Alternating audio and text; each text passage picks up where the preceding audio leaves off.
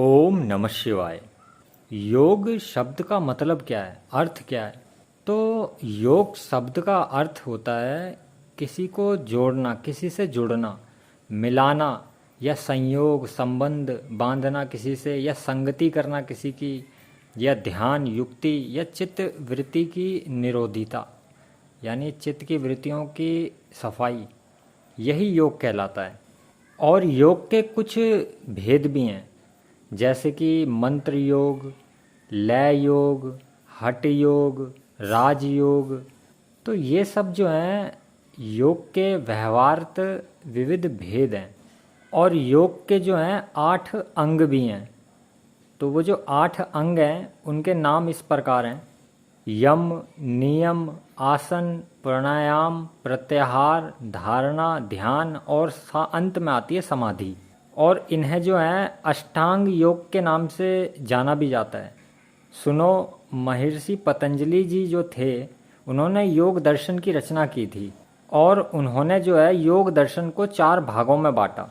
सबसे पहला भाग जो था पाद कह लो चाहे भाग कह लो। पहला भाग था समाधि, फिर था साधन, फिर था विभूति, और फिर अंत में कैवल्य। ये 4 भागों में उन्होंने योग दर्शन को जो है विभाजित किया, भागों में बांटा। मतलब बांटा नहीं था तो वो योगी, मगर 4 हिस्से बना दिए योग के, कि इन 4 हिस्सों में सरलता से समझो योग को कि योग है क्या। और जो भी योगी जो होता है, साधक होता है, वो निरंतर योग का अभ्यास करता है, प्रतिदिन योग का अभ्यास करता है। तो उस साधक के अंदर जो है अनेकों तरीके की शक्तियां जो हैं प्राप्त होने लग जाती हैं उस साधक को, जिन्हों को विभूति भी कहते हैं या सिद्धियां भी कहते हैं। काफ़ी लोग विभूति कहते हैं और काफ़ी लोग जो है विभूति नहीं समझते, तो वो सिद्धियां कह देते हैं कि नाना प्रकार की सिद्धियां प्राप्त हो जाती हैं। और विज्ञान भिक्षु का योग सार संग्रह योग का एक प्रमाणिक ग्रंथ है। और गीता में भी भगवान श्री कृष्ण जी ने कहा है कि योग को कर्म का कौशल कहकर निरूपित किया है उन्होंने भी। और योग में जो है शरीर का योग है, एक मन का योग है और एक अंतःकरण का योग है। ये 3 साधन हैं।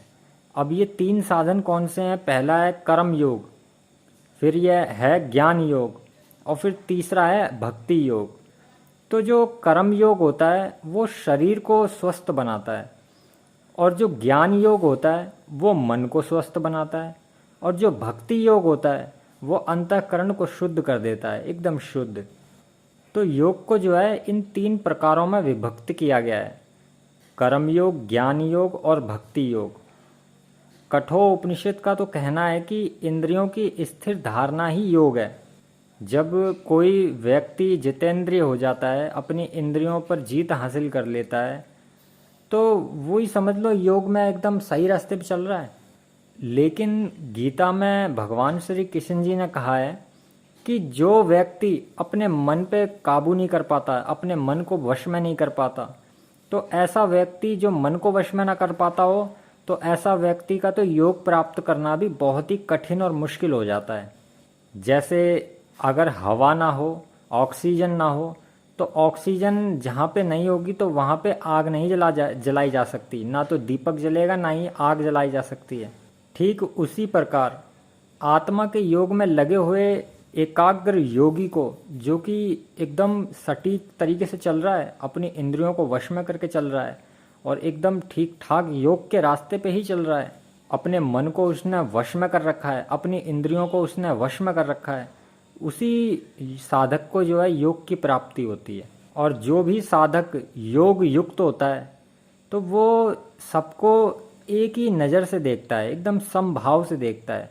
वह जो योगी होता है, साधक होता है, वो सबको अपने जैसा ही समझता है, सब प्राणियों में अपने ही दर्शन करता है। कहने का मतलब यह है कि योग युक्त आत्मा सबको समभाव से देखने वाला, अपने को सब प्राणियों में और सब प्राणियों को अपने में देखता है, वही सच्चा योगी कहलाता है, साधक कहलाता है, योगी साधक। ओम नमः शिवाय।